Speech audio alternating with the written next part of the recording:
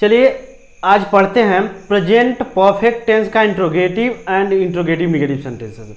ऐसा वाक्य जिसमें प्रश्नवाचक शब्द हो और उसमें नहीं भी शब्द हो, इस तरह के वाक्य को कैसे बनाएंगे प्रेजेंट परफेक्ट टेंस में, इसको पढ़ते हैं। जैसा कि हम जानते हैं कि प्रेजेंट परफेक्ट में सहायक क्रिया हैव यूज होता है और सबको पता है कि जब प्रश्नवाचक शब्द बीच में आता है तो उसकी अंग्रेजी पहले लिखते हैं, जब प्रश्नवाचक शब्द वाक्य के पहले आता है तो उसकी अंग्रेजी सहायक क्रिया से लिखते हैं। बस यही अंतर होता है सारे टेंस में, चाहे प्रेजेंट का हो, चाहे वो पास्ट का हो, चाहे फ्यूचर का हो, चाहे कॉन्टिन्यूअस हो, चाहे इंडेफिनिट हो, चाहे परफेक्ट हो, चाहे परफेक्ट कॉन्टिन्यूअस हो, सब में यही रूल फॉलो होगा। ठीक, तो आइए देखते हैं। हमने लिखा है present perfect tense interrogative and interrogative negative sentences. ठीक, तो अब देखिए, जैसे में क्या तुम पत्र लिख चुके हो, तुम पत्र लिख चुके हो में यहाँ पे देखिए कि ये इंट्रोगेटिव सेंटेंस है। यहाँ देखिए कितने विद्यार्थी अपना काम पूरा कर चुके हैं, यहाँ देखिए इंट्रोगेटिव सेंटेंस है। तुमने उसे क्यों नहीं बुलाया, देखिए नहीं आया तो इसका मतलब ये इंट्रोगेटिव निगेटिव सेंटेंस है। इंट्रोगेटिव भी है इसमें, निगेटिव भी है, इसमें प्रश्न पूछे जाने का बोध भी हो रहा है, नकारात्मक का भाव भी है। ठीक, ये याद रखिएगा। तो जब भी प्रश्नवाचक शब्द जब बीच में रहे तो हम यहाँ से स्टार्ट करते हैं।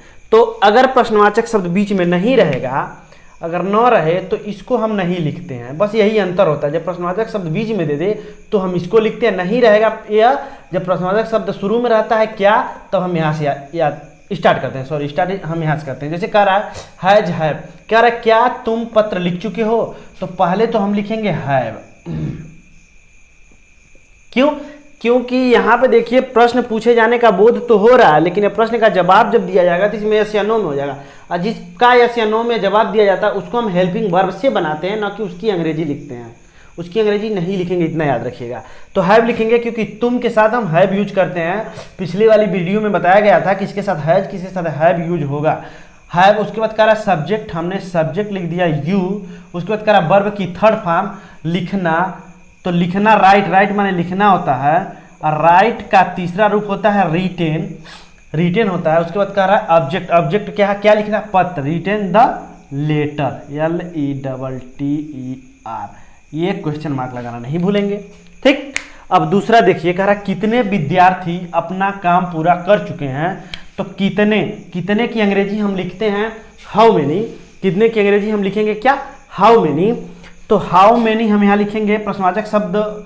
इसका देखिए, इसका हम आंसर या नो में नहीं दे सकते, इसका एक संख्या में देंगे। ठीक, इसीलिए हम इसको लिखेंगे हाउ मेनी, और ये संख्यावाचक नाउन है, इसीलिए हम लिखेंगे हाउ मेनी। अगर इसको हम नहीं, विद्यार्थी को हम गिन लेंगे ना, इसीलिए हम हाउ मेनी लिख रहे हैं। नहीं गिन पाते तो हाउ मच लिखते हैं। How many students, how many students. उसके बाद कह रहा हैज या हैव, तो स्टूडेंट प्लूरल है तो इसलिए हम हैव यूज करेंगे। ठीक, हाउ मेनी स्टूडेंट्स हैव, ठीक, हैव। उसके बाद देखिए पूरा कर चुके हैं, पूरा करना या तो डू डिड डन लिखेंगे। डन माने भी पूरा करना, काम करना। कंप्लीट, तो हम यहाँ कंप्लीट लिखते हैं। उसके बाद देखिए वर्ब का, देखिए इसमें सब्जेक्ट कह रहा लिखने के लिए, तो सब्जेक्ट कितने विद्यार्थी, खुद सब्जेक्ट का काम कर रहा है, कर्ता का काम कितने विद्यार्थी खुद कर रहा है, इसीलिए हम कितने विद्यार्थी को पहले लिख लें, फिर हैव लिखें, फिर अब ये सब्जेक्ट इसमें बचा ही नहीं है, इसीलिए हम लिखेंगे क्या, वर्ब की थर्ड, पूरा करना,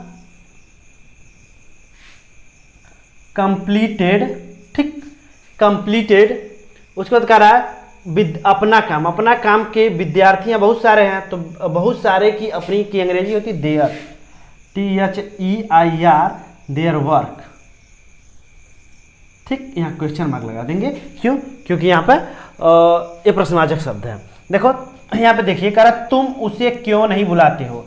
अब याद रखिएगा, जब क्यों नहीं आ जाए तो सबसे पहले क्यों की अंग्रेजी देखिए, सबसे पहले कह रहा क्वेश्चनर वर्ड, तो क्वेश्चनर वर्ड बीच में आया तो क्यों की अंग्रेजी लिखेंगे व्हाई। उसके बाद कह रहा हैज या हैव, यहाँ पर देखिए हैज या हैव, तो यहाँ भी हैव ही यूज होगा, क्योंकि ही यू के साथ हमेशा हम हैव यूज करते हैं। तुमने की अंग्रेजी होगा तो फिर यहाँ हो जाएगा आपका यू। ठीक, व्हाई हैव यू। अब देखिए, जब निगेटिव आ जाए तो सब्जेक्ट के तुरंत बाद हम नॉट लगा देते हैं। जब दोनों रहे, नहीं शब्द भी रहे और प्रश्नवाचक शब्द भी रहे, तो हम क्या करेंगे, नहीं की अंग्रेजी हमेशा सब्जेक्ट के बाद लिखते हैं, चाहे वो प्रेजेंट परफेक्ट हो, चाहे वो प्रेजेंट कॉन्टिन्यूअस हो, चाहे प्रेजेंट इंडिफिनिट हो। याद रखिए, वो चाहे पास्ट में जाएगा, फ्यूचर में जाएगा, सब में यही रूल्स फॉलो होगा। बस आगे पढ़ते जाएंगे, आपको समझ में आता जाएगा कि जब भी प्रश्नवाचक वाक्य में नहीं शब्द आता है तो कर्ता के बाद हम नाट लगाते हैं, हमेशा कर्ता के बाद नाट लगाएंगे। इसीलिए मैं यहाँ पे बता दे रहा हूँ कि हमेशा कर्ता के बाद नाट लगाएंगे, तो यहाँ पे नाट लगा देंगे। याद रखिएगा, व्हाई हैव यू नॉट बुलाया, कॉल माने बुलाना होता है, इसमें ईडी जोड़ देंगे तो बुलाया। कॉल्ड, उसे का अंग्रेजी हिम हो गया, ठीक, उसे की अंग्रेजी हिम, एक क्वेश्चन मार्क लगाना नहीं भूलेंगे क्योंकि ये ऑब्जेक्ट है। हमने पहले लिखा क्वेश्चनर वर्ड व्हाई, फिर है जी है में से है। देखिए जैसे कर रहे हैं उसी को फॉलो कर रहे हैं। फिर सब्जेक्ट हमारा तुम है तो हमने लिखा यू, फिर करा वर्ब की थर्ड फॉर्म, वर्ब बुलाया, बुलाया की अंग्रेजी है कॉल। देखिए यहाँ पे नाट, सॉरी यहाँ पे नाट हमने लिखा क्योंकि बोला सब्जेक्ट के बाद नाट, और नाट नहीं आया तो इसलिए हमने नाट लिखा। फिर करा वर्ब की थर्ड फॉर्म, फिर हमने कॉल लिखा वर्ब की थर्ड फॉर्म, फिर करा ऑब्जेक्ट, फिर हमने ऑब्जेक्ट लिखा। ठीक, चलिए 3 और एग्जांपल को देखते हैं। करा तुम्हें अंग्रेजी कौन पढ़ाया। देखिए प्रश्नवाचक शब्द कौन बीच में आया, और याद रखिए प्रश्नवाचक शब्द कौन यहाँ पे बीच में आया है और यह खुद कर्ता का भी काम कर रहा है। ठीक, जब खुद प्रश्नवाचक शब्द कौन जब कर्ता का काम करता है तो वह वाक्य अफर्मेटिव में बनने लगता है। क्योंकि यहाँ या अफर्मेटिव में बनाएंगे या इंट्रोगेटिव में बनाएंगे मतलब वही होगा। ठीक, जैसे में रूल वही लगेगा। अब देखिए हम कर रहा सबसे पहले क्वेश्चनर वर्ड, हमने कौन को लिखा हु, उसके बाद करा हैज, तो इसमें हम सब्जेक्ट ढूंढेंगे कि हु खुद एक करता है, इसीलिए हम हैज ही लगाएंगे। ठीक, हु हैज, उसके बाद कर रहा है और सब्जेक्ट, तो सब्जेक्ट को तो हमने पहले लिख दिया है, सब्जेक्ट को हमने पहले लिख दिया है, तो उसके बाद हम लिखेंगे बचा क्या, वर्ब, वर्ब की थर्ड फॉर्म लिखेंगे तो पढ़ाया टाट, टीच का टाट होता है। उसके बाद कर रहा है ऑब्जेक्ट, ऑब्जेक्ट लिखेंगे you, who taught you English, बचा हुआ इंग्लिश। ठीक, who has taught you English. ठीक, याद रखिएगा, ये समझ लीजिए कि ये अफर्मेटिव की तरफ बन गया कि सब्जेक्ट हम यहाँ लिख देंगे, हैज हैव लिखेंगे, फिर वर्ब की थर्ड फॉर्म, फिर ऑब्जेक्ट, इसलिए हमने सब्जेक्ट लिखा है। क्यों? क्योंकि यहाँ प्रश्नवाचक शब्द कौन खुद कर्ता का काम कर रहा है। दूसरा देखिए, करा क्या वह गीत नहीं गा चुकी है। देखिए क्या प्रश्नवाचक शब्द बीच में आया और नहीं भी आया। हमेशा याद रखिए जब भी प्रश्नवाचक वाक्यों में नहीं आता है तो कर्ता के बाद नाट लगाते हैं। तो देखिए हमने ये कह रहा है, तो अब देखिए क्वेश्चन वर्ड नहीं लिखेंगे। क्यों? क्योंकि ये क्या शुरू में आया है, तो क्या शुरू में आया तो इसकी अंग्रेजी हम नहीं लिखेंगे, सिर्फ यहाँ से हम लिखेंगे।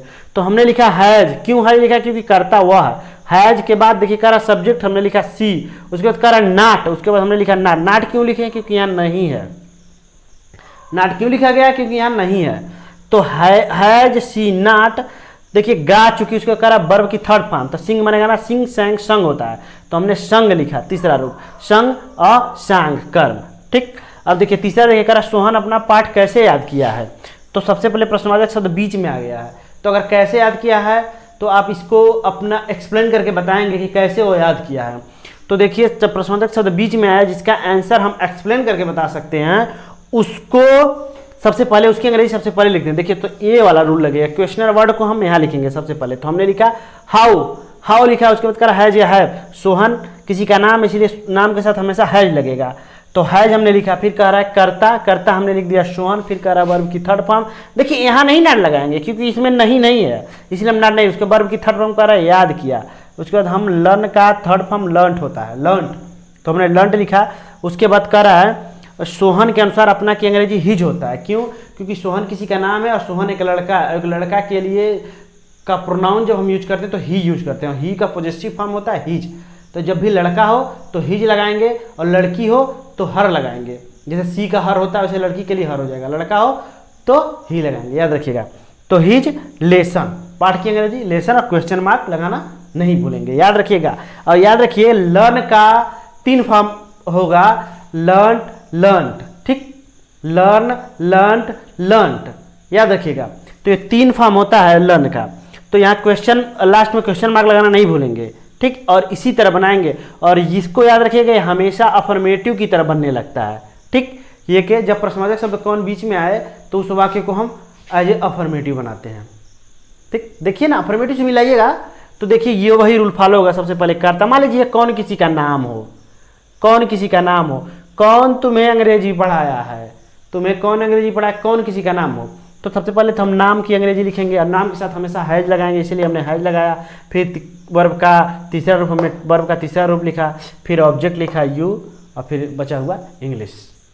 ठीक, आशा करता हूँ कि ये वीडियो आपको अच्छी लगी होगी और ये इंट्रोगेटिव एंड इंट्रोगेटिव निगेटिव आपको बड़े अच्छे तरीके से समझ में आया होगा।